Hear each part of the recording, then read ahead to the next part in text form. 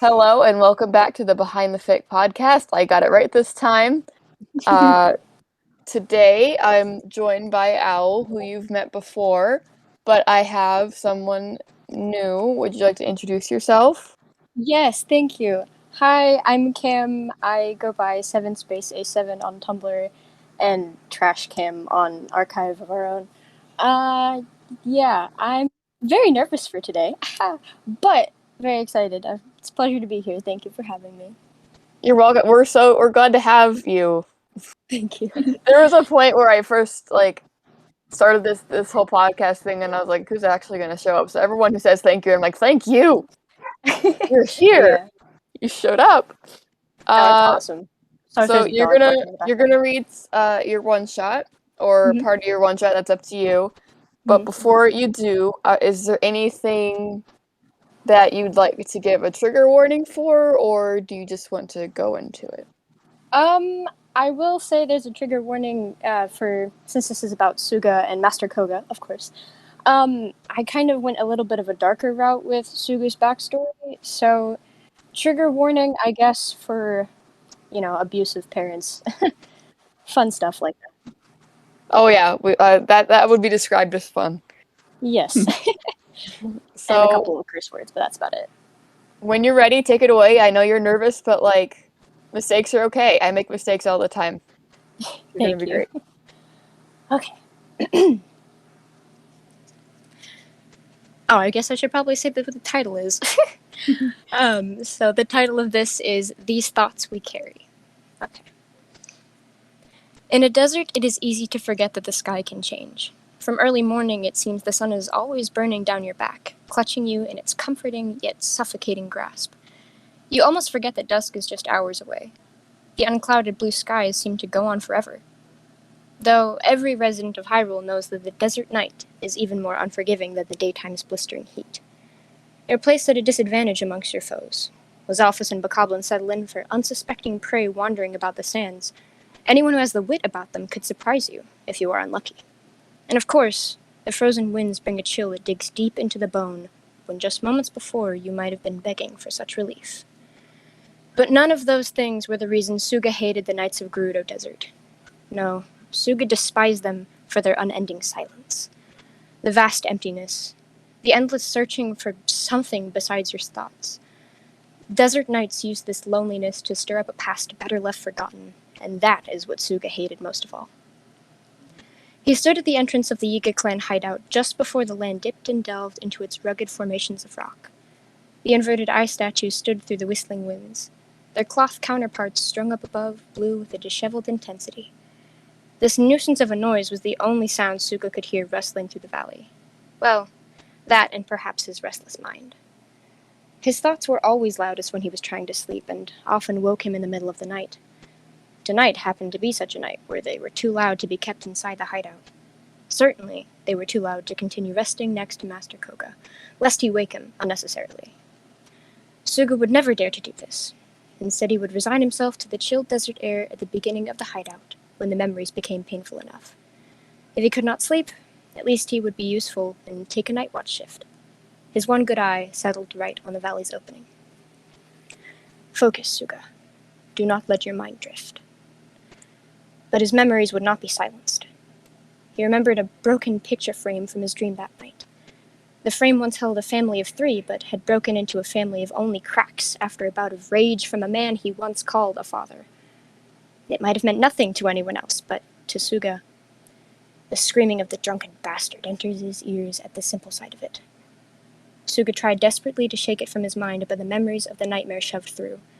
A broken picture frame, pieces splintered around thatchwood floor. A broken picture frame, having been thrown at his person when he hadn't the skill to protect himself.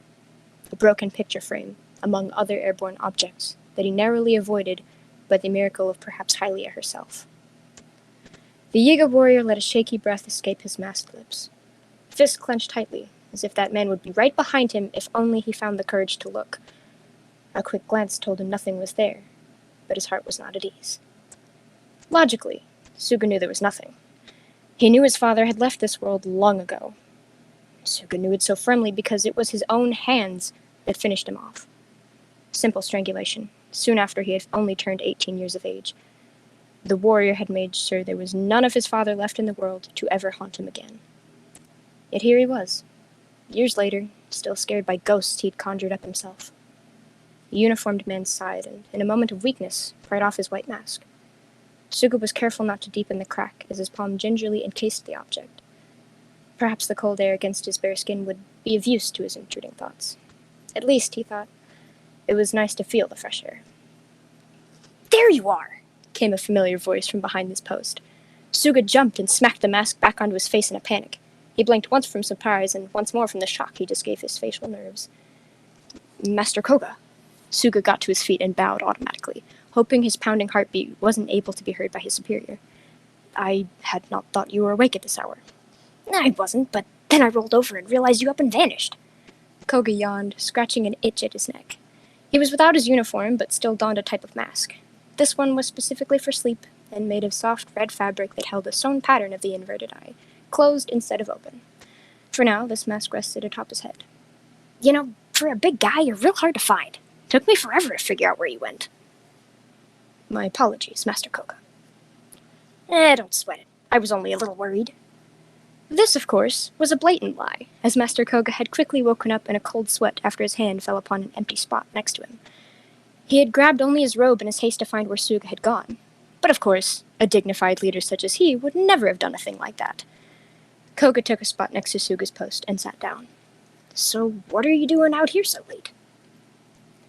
Sooga was silent a moment as he sat down next to his master. He contemplated brushing off the comment with a vague answer, but something compelled him to confide instead. "A dream demon made its attempt on my subconscious," Sooga spoke. He hoped to retain at least a little bit of dignity by acting professional, but the facade was lost on Kohga. "I did not want to wake you with it." "Nightmares getting to you again, I see." Again? Had Kohga somehow already known of his recent night difficulties? "Don't look so surprised. We've been sleeping bunking, for a while now, and you get kind of squirmy when you aren't dreaming well." Sooga hadn't any idea of this happening. Shame set upon his masked features and settled its way down to his throat. His tongue searched for something to say. An apology, perhaps? That was all he knew to do in a moment like this. Apologize for the inconvenience, apologize for the worries he must have induced, apologize for the disturbance of his master's rest, apologize. "You don't have to feel bad, Sooga. I know you put all that pressure on yourself." Sooga's head turned toward the unmasked man beside him in utter surprise. Had he suddenly learned a new technique for mind reading? "Nightmares suck. Real bad. I get it." Rather than questioning how he knew such an appropriate response, Sooga nodded and dared to ask a different question. "What happens when you are brought to notice I am not resting well, that is?" Sooga asked quietly, head turning away once more. It was no surprise that Sooga was soft-spoken, but that was out of his own self-discipline. His day-to-day tone was based on leadership and careful thought, but this was a tone Kohga had never heard from his friend before. This was laced with fear. "Well, Kohga started. His brown eyes softened as he recalled one night waking to Sooga thrashing about their shared covers, murmuring something like a cry for help. To another night where Sooga had begun shaking uncontrollably. To a night just last week when he unmistakably heard a pleading for someone to stop. Stop what, Kohga didn't know, and he knew even less of who it could be about. Even his best attempts to wake his second-in-command went without fruition. "Sometimes you say stuff, sleep talker nonsense, I usually don't have a clue what you're going on about, but you always seem so scared." "I always hold you when they get bad like that," is what Kohga wanted to say. The words were right there, threatening to spill out of him all at once in a jumble of messy worries and care that the Yiga master so desperately wanted to confess. But this wasn't the time. Kohga left out the part where he'd always wrap his arms around a nightmare-stricken Sooga to calm his shakes and trembles. He left out the part where he draped a hand across Sooga's chest and gently adjusted his mask enough to wipe away the hidden tears. And he left out the part where he discovered that nuzzling his face into Sooga's neck would cause the larger man to remember he was safe, and briefly find relief. At least, Kohga hoped he did. "I am sorry you have seen me in such weakness, Master Kohga," Sooga finally replied, bringing Kohga back to the present moment. Kohga was right next to him, but still, the man seemed so far away. Being afraid isn't weakness. Everybody gets scared of stuff, even me. Kohga nudged Sooga aside in a light-hearted gesture, as they both knew just how terrified the fearless leader of the Yiga clan could really get. This world's full of some scary shit. You're allowed to get scared, no matter how strong you are, and you're like the strongest guy I know. Besides me, of course. You truly believe that? Of course I do. I mean, look at you. You're twice my size and a badass dual-wielding blade master. There's no one in the world cooler than you and me, big guy. Sooga cracked a smile at that. My point is, Kohga continued, you don't have to save face with me. Dream demons get to me too, you know. That's why I got my big, strong bodyguard next to me every night. That's what makes me not so scared anymore. I know that nothing's gonna get to me, because if it tries, I got you. Kohga paused, eyes drifting over to where Sooga's own eye would be. So, I want to help you feel protected from him too. But that is my job, Sooga tried to protest. You deserve to feel safe too, Sooga. Sooga was silent at this. They sat in the silence for a while, just simply staring at each other. Master Kohga's brow furrowed with the rare, serious manner that it did. He was determined to get Sooga to see how much he cared. He would do anything to help him, if only Sooga would allow it. The warrior next to him saw that determination in his eyes, paired with another feeling he couldn't quite pin. Whatever it was inviting. Sooga couldn't help but want to see it more. He wanted to share moments like this more, where it was just the two of them and neither put on a show. Moments where he could see the bouncing curls that framed Kohga's chubby cheeks up close and feel the warmth from his gaze. Perhaps one day, even, Sooga could let go of his own mask. Kohga sighed, which led to a loud, long yawn overtaking his features. The plump clan master gave a little stretch and sat back against the wall. If Sooga didn't want to, he wouldn't bring it up again. I'm not going to force you or anything, I would like to feel safe with you. The words tumbled out of Sooga's mouth before he had the notion to stop them. Somewhere along the lines, his hand had grabbed Kohga's and was now clutching it tight. He hardly knew what he was doing, but didn't back down. There are many things I must atone for. I do not know how to achieve this peace just yet, but... Kohga squeezed his hand back, trying to ignore the blatant blush dusting his cheeks. If not for the dark, surely Sooga would have seen and fretted over his health, as he often did. But Kohga wouldn't mind. He never minded. I'll be here the whole time, he assured. And he meant it. Whatever Sooga needed, Kohga would offer help. It was obvious that the masked man was holding on to something painful, and Kohga would offer his support in any way that he could, even if it interrupted his sleeping schedule. Another yawn bubbled up from Kohga's chest, and when he tried to stifle it, it forced itself out as a hiccup anyway. Way to ruin a moment, Kohga thought. Cute, Sooga chuckled to himself. Perhaps we should return to bed and continue this in the morning, Sooga offered. Master Kohga's shoulders visibly relaxed in relief as he slumped his face into Sooga's chest. It felt like two muscular pillows smushing against his cheeks. A blessing from Hylia, probably. Ganon. Totally meant Ganon. Yes, please, he whined pitifully. Another chuckle rumbled through Sooga's chest, vibrating Kohga's whole head. This time, Sooga took to reading his master's mind. His strong arms effortlessly picked up the stouter man and cradled him against him, as if Kohga were a bride. The night air brought a chill, after all, and Kohga had only dressed his robe over his undergarments. He looked down to the half-lidded face against him. I do appreciate your words, Master Kohga. I will always remember your kindness. He looked down at the bundle of a man for a response, but only found soft snoring instead. The stupendous chief of the Yiga clan was asleep before his sentence was finished. Sooga's smile was soft. The winds of the desert night rolled behind him deep in the valley, and he turned away from them feeling slightly freer. If any dream demons dared test his patience this night again, this time they would be answering to the courageous man in his arms. I was so glad I was on mute because I was like dying because of your amazing like voices. Thank I was you. just like, oh my gosh, what? It's such a good story too. Like I didn't know I needed that this week, but I totally 100% did. Thank you. Oh man. I don't know how, but you got the ability to write and the ability to act, and you're only one person. It's like not fair. I have no abilities. That's Oh, not true. You're a great writer too.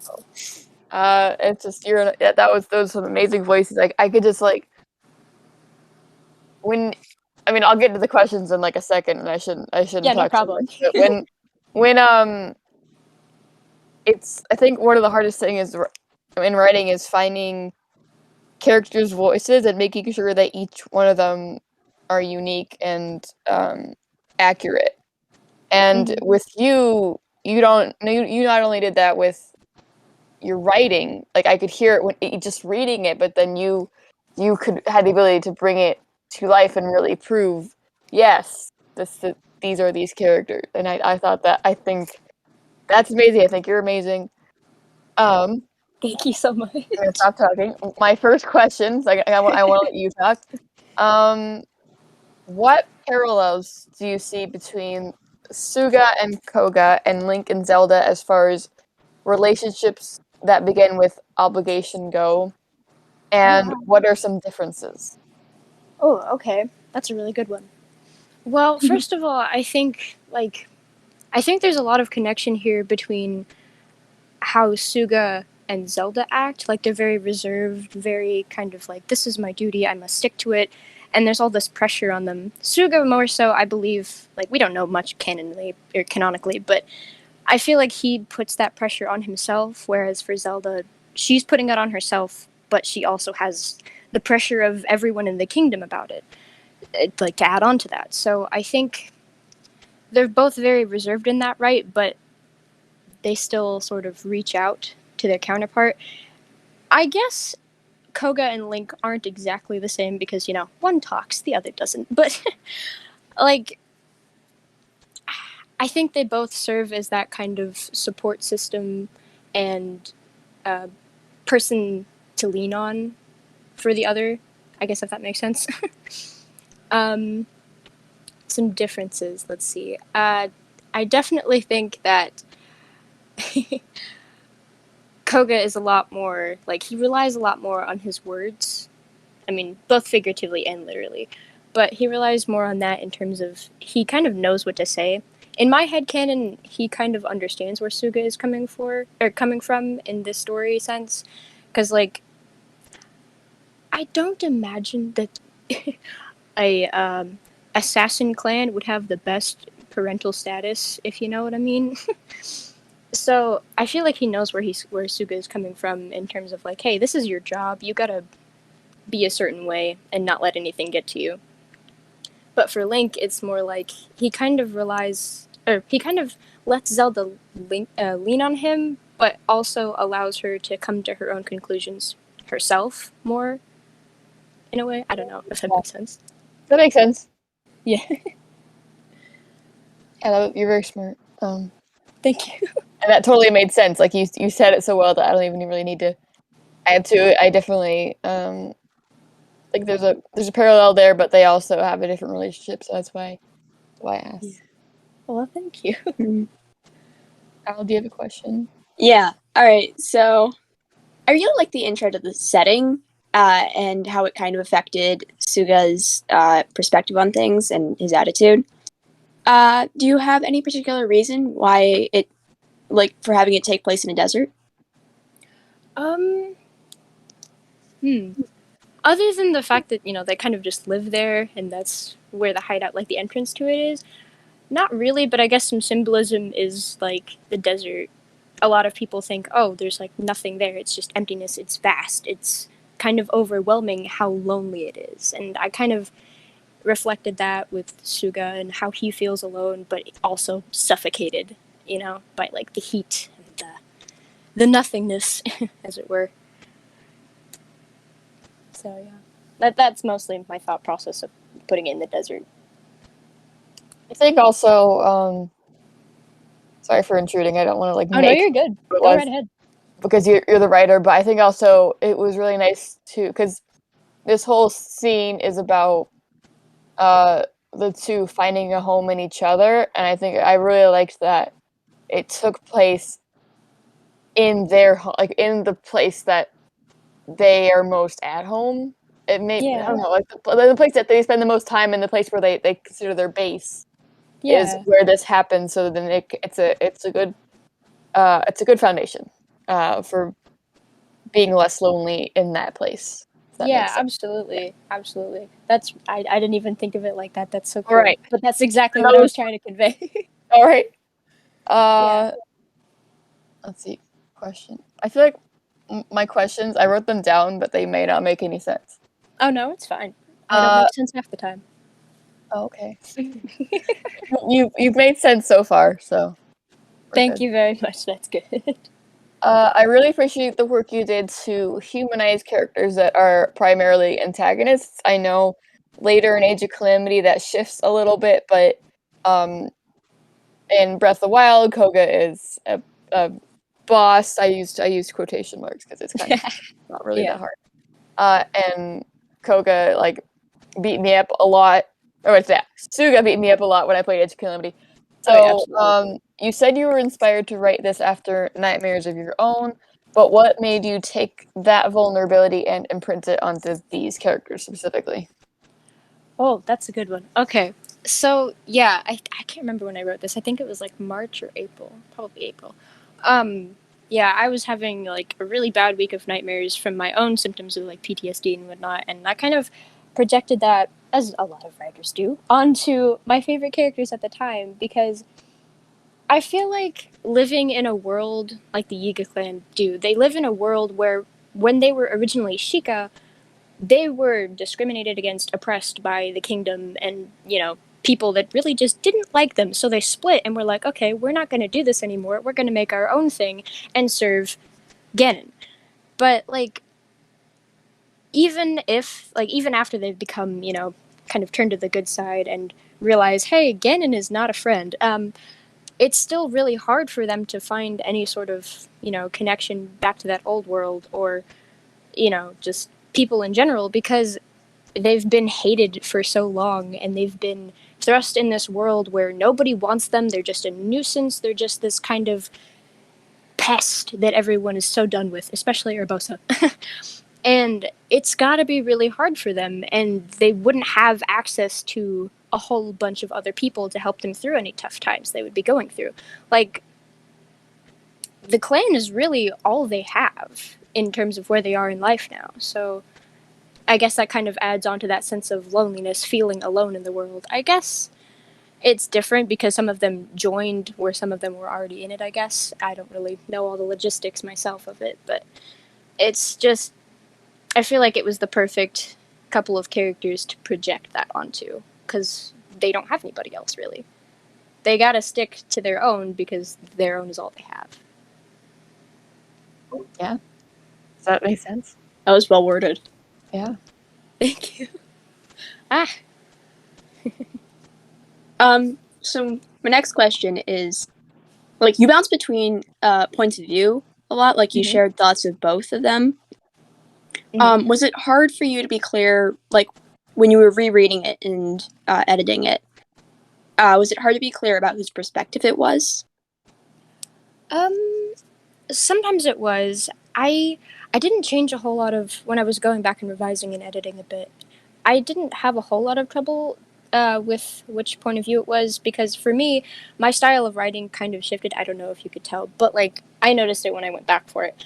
My style with Sooga was like very little contractions, if any, like it is, this is, that kind of thing.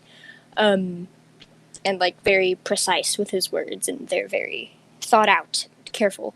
Whereas with Koga, it's more of like, don't sweat it, whatever. That kind of laid back, kind of, I don't know, chillaxed version, if you will. So it's a lot easier for me to picture these characters in the point of views because I'm kind of looking at it in my head like a movie. Like when Suga's talking, I'm kind of thinking about what Koga's responses would be. So it's like you're looking at Sooga on the screen, but from the point of view of Koga in a weird way. I don't know if that makes sense, but like that's how my brain pictures it. So it wasn't really that hard, I don't think, for me anyway.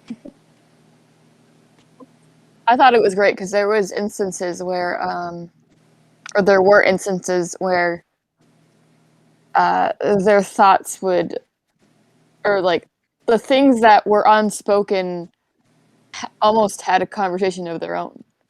If that made Yeah, sense, like they complimented each other. I thought that was really unique. So yeah. that's cool. I didn't even think of it like that. That's Okay. cool. Almost dropped my mic. Sometimes I just keep talking and nonsense spills out. Oh no, totally. I love nonsense.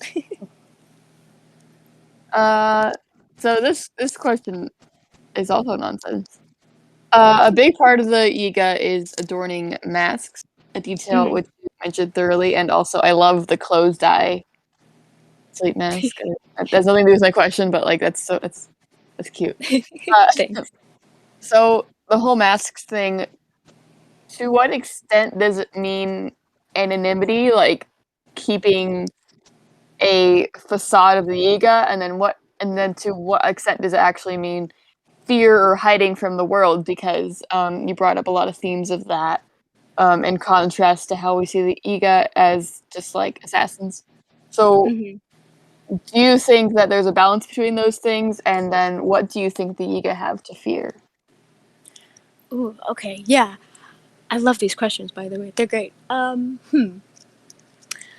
Uh, yeah, so definitely with Suga, I think that this fic is not really. This is way before Age of Calamity. I don't know how far in advance, or before, but it's prior. There's no Aster, there's no any of that really impending quite yet. But, so this is a point where Suga is still not comfortable, not only with himself, but also with the tribe.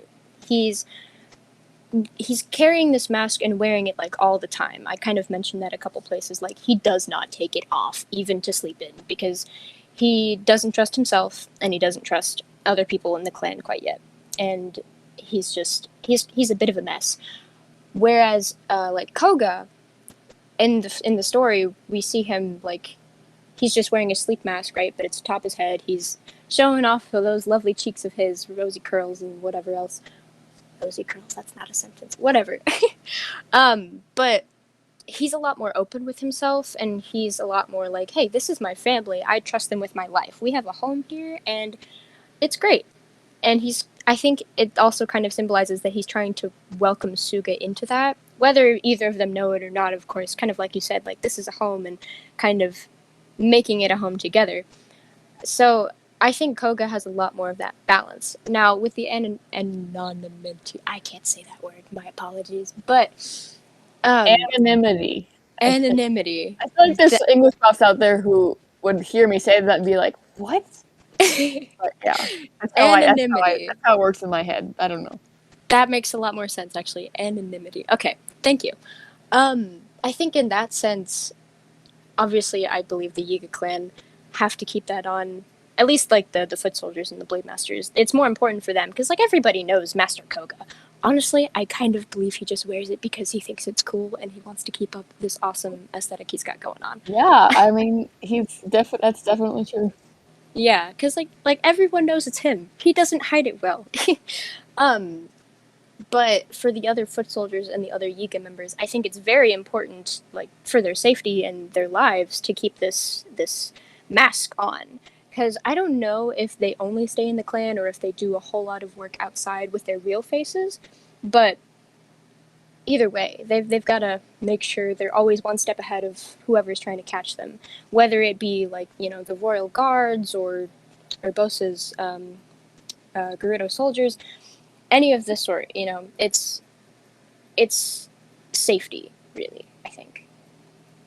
Yeah, there was that one character in Breath of the Wild who talked about how he used to be in the Yu clan and now he's in Kakariko. Like uh, he wouldn't have been able to defect or to settle down anywhere else if everyone knew him. I mean, I'm sure Impa knows it. I'm sure he's honest with some people, but as far as a public thing, like I don't know. Yeah. It allows for a contrast between this image of this organization cult, as opposed to who you are on the behind the mask, and then that has to do with this fic because uh, he can accept. Sooga is struggling with that a little bit because the Yi clan is like what has helped him get through some things, but at the same time, there's a little bit of an identity crisis happening, and I should. Yeah. I kind of view it as like he went from one extreme to the other. Like, Right. just, oh, this is a mask. I have to wear it. All right, I'll wear it all the time. Yeah. Instead of dealing with his issues, I mean, I it's easy to project onto that because I do that a lot of times. I go from one extreme to the other. Just get more distractions. Yeah. Mm-hmm. Very good. All right, so where did the story start for you? Like, was there a line of dialogue that just popped into your head, or? Let's see, trying to think back to it. I think the story started with me thinking about how, like, Sooga just sitting alone in the opening of the Yiga hideout. That's the first image that I got. Yeah. What were you gonna say? I said like an image, like it was just an image. Yeah, just an image. It was just this image of him sitting on like a rock or something, just staring straight ahead. There's nobody else there, and it's nighttime, and it's freezing out there, but here he is at like 4 a.m. or something, just sitting alone. And because that's kind of how, like, that really bad week of nightmares for me was. It was like I was sitting alone in this dark place at 4 a.m., and I was like, projection time. The good news is it was not all bad. After I've had that image, then I had the image of, like, Kohga being next to him, and I was like, oh my god, this would be an adorable fanfic. And voila, that's there. And it is. So thank you. Yeah. Do you have any more questions, Owl? I have a few, but I'm happy to. All right, go for it. All right. What were there other ways you think the scene could have gone? That's interesting. I've never thought before. There are definitely a few ways it could have gone. Like, perhaps even at the beginning, instead of Sooga being so quick to be like, hey, I was having a nightmare, things aren't going so great, he could have, kept that mask really tight on his face and just said, no, it's fine, I'm just out here because I couldn't sleep. Instead of, like, confiding into Kohga, he would, choose to just sit there. And maybe the scene could have gone with, like, Kohga being like, some of the boys, they did this or whatever. And, like, just going on rambling about his day and just being there with Sooga. And I think that could have also, now that I think about it, that could also be, like, a really sweet fic, just having one person be there for the other. Not even talking about hard things, just being there because they enjoy each other's company and showing that they are important to each other. That's always something that's really nice in real life, too, when you're just... Yeah. Other people are great. Mm-hmm.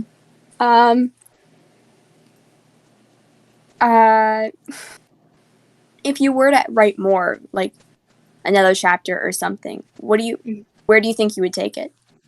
Ooh. It's funny, when I was coming up with this fic, my girlfriend actually was like one of my main muses, if you were. She was like, hey, this could happen, maybe something like this. And we came up with the idea of, like, how Sooga telling Kohga would kind of go. I kind of did make sort of another chapter of it, not really. It's part of a different AU that I have, but in that one, Sooga still keeps the same backstory, so I was like, hey, this would be really cool if I used this way to do it. But in terms of this story, I feel like the next move would be Sooga finally coming to Kohga and being like, this is what happened, this is why I'm here, and I don't know how to handle it anymore. Maybe not complete breakdown Sooga, but just, I know that I need help, and I don't know what else to do, kind of thing. So, that's probably where I would take it. Alright, those are all the questions I have. Alright. Awesome questions. I really love this. It's good questions, Al. It was fun listening to the answers, too. Yeah. Thank you. So here's a Tumblr submitted question, and this goes to all of us. What do you try to convey most when writing? Do you focus on atmosphere or emotions or dialogue, etc.? And we'll start with our guest. Oh, okay, cool. Well, that's a good one. I think for me personally, dialogue is my favorite part. Dialogue for me is really how you can get into the characters' heads without, being the reader. It's kind of giving that window of maybe like a movie, kind of like how I talked about earlier, where you're looking at the character, you don't really know what's going on inside their head, but the words they say and kind of how they're saying it really brings that out of them. And especially when you're doing characters like Koga, he's such an expressive kind of guy. His words and the way he says things are very specific, and he's just so fun to write for because of that. So dialogue is probably my favorite part and most important part when I write. Yeah. What about you, Al? I also really like dialogue because I typically fall in love with the characters themselves, and I really like watching them just interact. It's fun. Absolutely. I think dialogue comes more naturally, like as far as things, because atmosphere is like that's descriptions, and I'm just like, okay, I can't do that. But I think the dialogue comes quicker, but I try to convey emotions most. I'm not sure why I value that more. It's just like, I don't know. It's what I want my readers to feel when they read it, and it's what I want the characters to convey. So I guess I don't know. Absolutely, yeah. All right. Anything else to say before I say some things? I don't think so. Yeah. Okay, I'm not gonna read all 12 of the rankings because I feel like people will get bored.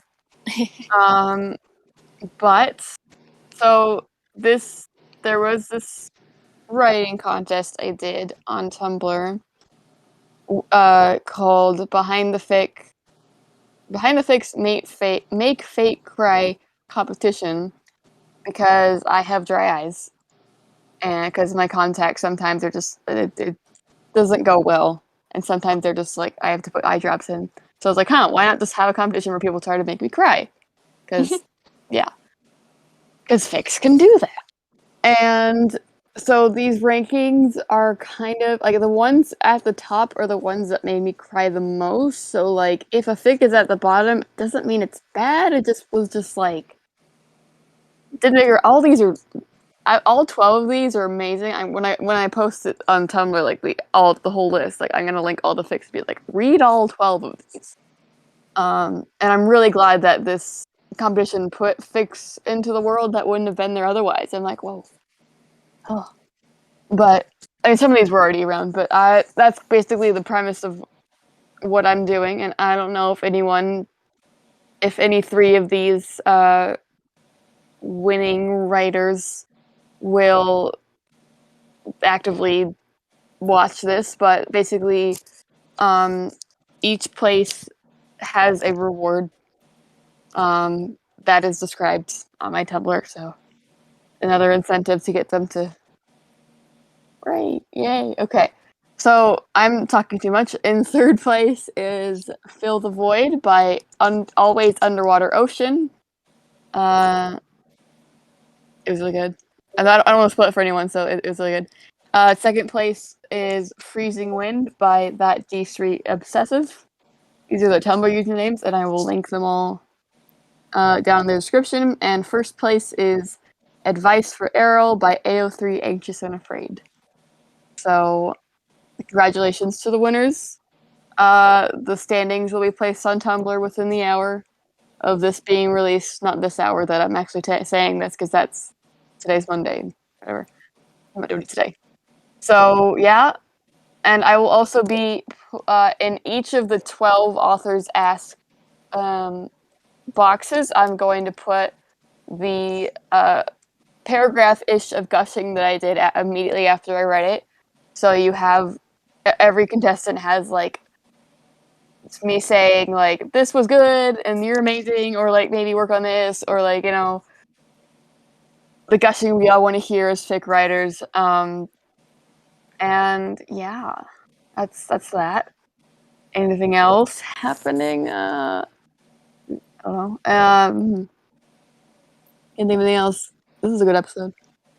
Just because, almost honestly, because of Cam's voices, this is like one of the best. Okay. Thank you. I'm glad you liked them. I spent so long perfecting them. It sounds like it. I lost it for a couple months, but I got it back this morning. Oh, okay. Well, I will also put in the descriptions Cam's information and link to this fic.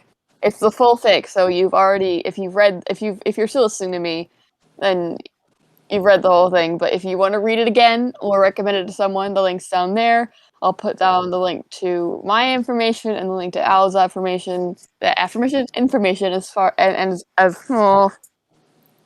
well as the information of the other people who aren't here that worked so hard on getting this podcast up. Yeah, that's gonna be it for today. Unless there's anything else you want to say. Nope, I'm good. All right. Bye bye then.